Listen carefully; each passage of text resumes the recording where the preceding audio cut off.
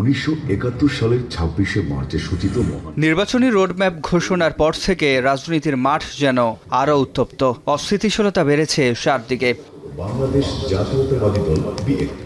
বিএনপির শীর্ষ নেতারা এটিকে নির্বাচন বানচালের ষড়যন্ত্র হিসেবে দেখছেন। রমনার ইঞ্জিনিয়ারিং ইনস্টিটিউটে বিএনপির ৪৭তম প্রতিষ্ঠা বার্ষিকীর আলোচনা সভায় বক্তাদের কণ্ঠেও একই সুর। নির্বাচন পর্যন্ত সময়টা খুব সংবেদনশীল উল্লেখ করে দলের স্থায়ী কমিটির সদস্য হাফিজ উদ্দিন আহমেদ বলেন, দেশ বিরোধী ষড়যন্ত্র কঠোর হস্তে দমন করতে হবে। আর দেশ গড়তে ঐক্যবদ্ধভাবে সবাইকে কাজ করার আহ্বান জানান স্থায়ী কমিটির আরেক সদস্য আমির খসরু মাহমুদ চৌধুরী। ইতিমধ্যেই ষড়যন্ত্রের আভাস আমরা লক্ষ্য করছি। নির্বাচনকে বিঘ্নিত করার জন্যে এবং গণতন্ত্রকে দূরে ঠেলে দেওয়ার জন্যে এক ধরনের জাতীয় এবং আন্তর্জাতিক ষড়যন্ত্র শুরু হয়েছে। এখন থেকে নির্বাচন পর্যন্ত এই সময়টি অত্যন্ত ক্রুশিয়াল সময় হবে বাংলাদেশের জন্যে। ইতিমধ্যে আমাদের সেই চিরশত্রুর এবং বহিঃশত্রুর নানা ধরনের ষড়যন্ত্র তো রয়েছেই, দেশের মধ্যেও ভারতীয় দালালরাও ষড়যন্ত্রে লিপ্ত হয়েছে। সমাজের সর্বস্তরের মানুষ আজকে জনাব তারেক রহমানের নেতৃত্বে আগামীর বাংলাদেশের স্বপ্ন দেখছেন। বন্ধুগণ, তাহলে আমাদের কি করতে হবে?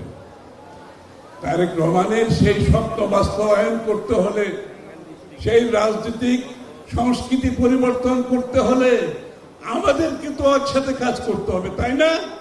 অনুষ্ঠানে আরেক শীর্ষ নেতা খন্দকার মোশাররফ হোসেন বলেন, আওয়ামী লীগের সাথে কিছু গ্রুপ নির্বাচন দেরি করানোর ষড়যন্ত্রে নেমেছে। আর বিএনপি মহাসচিব মির্জা ফখরুল ইসলাম আলমগীর বলেন, একটি মহল জনগণকে ভিন্ন খাতে প্রভাবিত করার চেষ্টা করছে।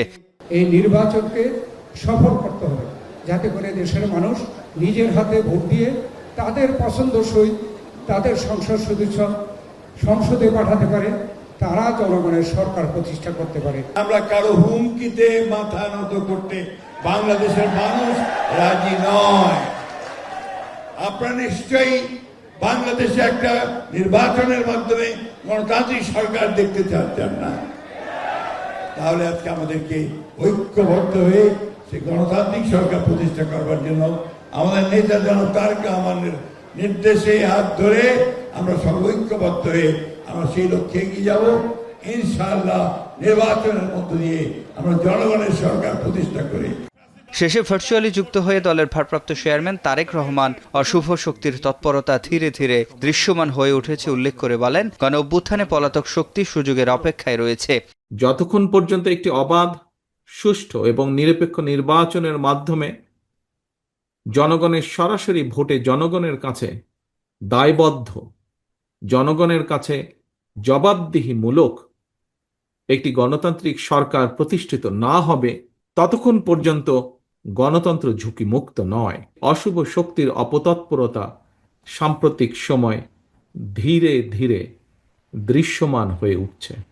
গণতন্ত্র যতবার হুমকিতে পড়েছে ততবার বিএনপির নেতৃত্বে দেশ ঘুরে দাঁড়িয়েছে বলে মন্তব্য করেন তারেক রহমান। সকলকে সতর্ক থাকতে হবে। সিফাত শাহরিয়ার, এখন, ঢাকা।